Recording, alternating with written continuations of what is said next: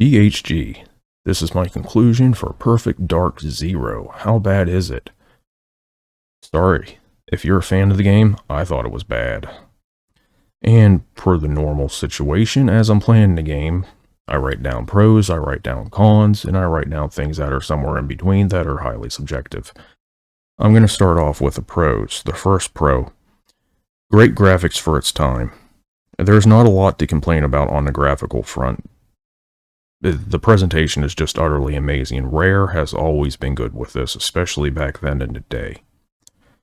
Moving on to the second pro. There's lots of humorous stereotypes to enjoy. Mostly Asian ones. There are a couple other ones thrown in there.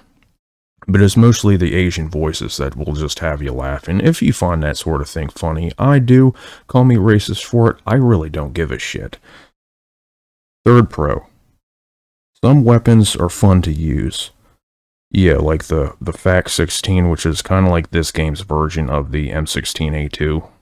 There's a couple other ones, like the one called the laptop. You can throw it as a secondary function and it creates like a turret. Really cool shit. Some of the weapons are a lot of fun to use. The fourth and final pro. You can play it in co-op if you want to ruin someone's life. As per a rarity, there's only one area that neither falls in the pros or cons this time, and that is the only subjective thing I found about this game. It starts off well. The reason why I see this as highly subjective is because if you're like me and you didn't enjoy the latter half of the game, you could see this game as kind of like a kiss first and then just consecutive punches in the face thereafter. Now we're going to be getting into the negatives, and there's quite a lot of them, so brace yourself. The first one, stealth is bad. There aren't that many stealth missions in the game, but there are some that require you to slip past an area without being detected, and let's just say the stealth doesn't really work all that well, and it becomes extremely aggravating. The second negative, unclear objectives. On the same level which I said the stealth was bad, the first part starts off with you trying to infiltrate some sort of a castle, and it doesn't really tell you how you're supposed to go about this. This is a common theme throughout this game. Later on, there's numerous time levels in this game, which is... Oh shit, I forgot about that one. I'm gonna have to put that down. But there's time levels in the game. And at one point you can help... Well, I don't know if you can do this particular mission without destroying the lift process, or at least sabotaging it, but they don't really tell you where it is. Once you pass it up completely, they'll give you some arrows which show you where to go, but it would have been... they could have made the objectives a lot clearer in this game. The third one, which I just wrote down because that reminded me of it, timed levels. There's numerous timed levels in this game where you are on a wire the entire time. It's not exactly easy. It ends up becoming a process of trial and error. I don't find trial and error games all that fun, especially in first-person shooters. Now, if you're into the masochist approach of it, then fine, maybe that thing's for you. I didn't like it. Fourth con. Wildly varying difficulty.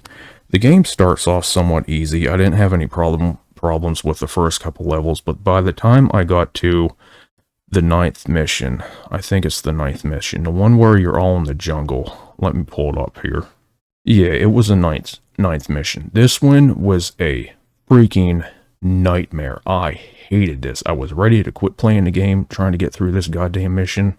I was so freaking aggravated, just because there are certain aspects in this game, which I'll get to later, which just do way too much damage to you. You often can't see where they're coming from. It is highly infuriating. They could have done a better job making the difficulty much more level across the board. The fifth con. The checkpoint system in this game sucks. You'll often get through somewhere where you think you might get a checkpoint, only to find yourself starting way back like where you were 15 minutes ago. Highly irritating. The sixth con.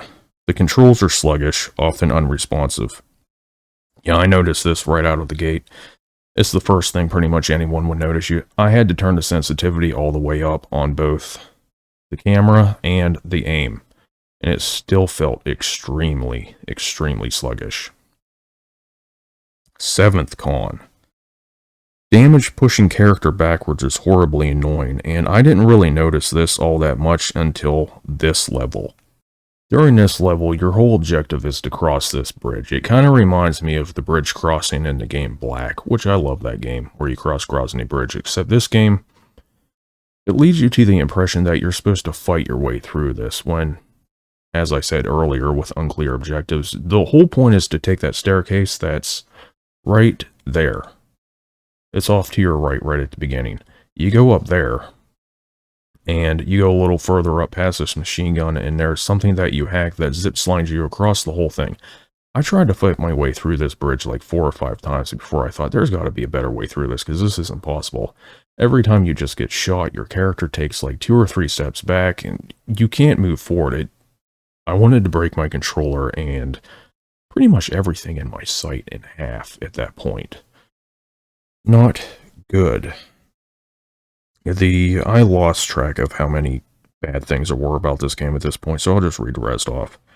Grenades are too strong versus you. In that previous level that I showed you that had all the jungle in it, enemies, everywhere, there's a lot of enemies on rooftops that chuck grenades at you. These grenades do a shit ton of damage to you. It's like getting hit with a rocket, and they are remarkably accurate with them.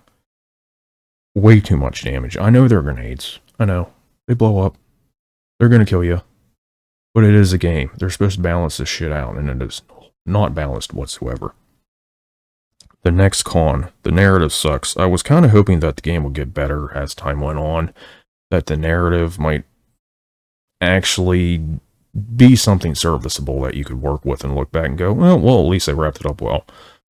No, they didn't do that either. The whole point of this game was that it was kind of like a revenge story where they kill your dad and they're trying to find this like power source that makes them into a god, Cliche derivative. It's been done 1,000 times even at that point.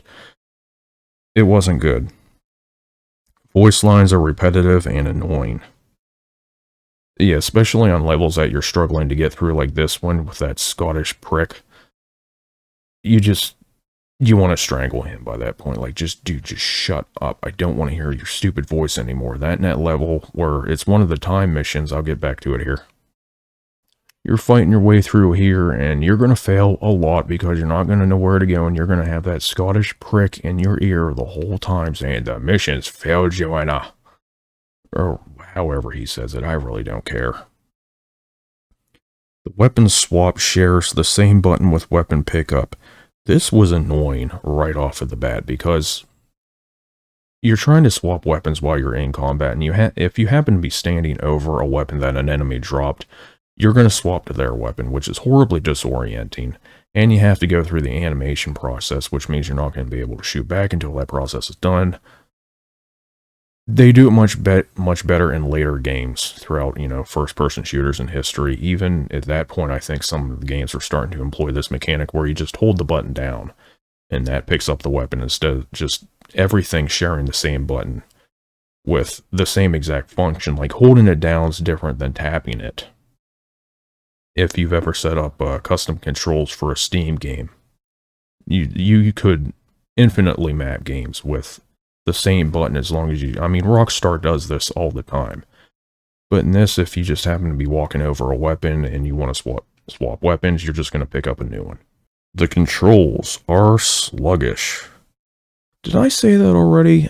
I think I did. I feel that it might be worth saying twice, that the controls are very sluggish. The next con. Friendly AI is horribly stupid. Horribly stupid. There's a couple of missions in this game where you have to escort an AI character. Like this one, where you have to escort Jonathan. You got that guy with rockets right there, and oh, Jonathan just got blown to shit. Oh, sorry, there's your hopes of dreams of completeness level just went to dust because the AI is stupid. The next con. Enemies often bob and weave too much for the sluggish controls.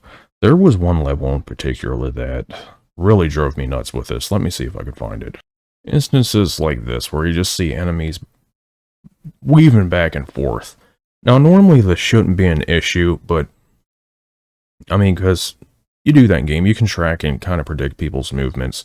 But if they're moving back and forth erratically, they become very hard to hit. And why this is so annoying is because it's compounded by the fact that your controls, even though the sensitivity is turned the whole way up to the max, is still sluggish as hell. I can't emphasize that enough in this game. That drove me nuts, especially in zoom modes. And it doesn't help that when you're zooming in, they use a contextual zoom mode in this game. What I mean by that is the zoom mode depends on how hard you're pressing the left trigger.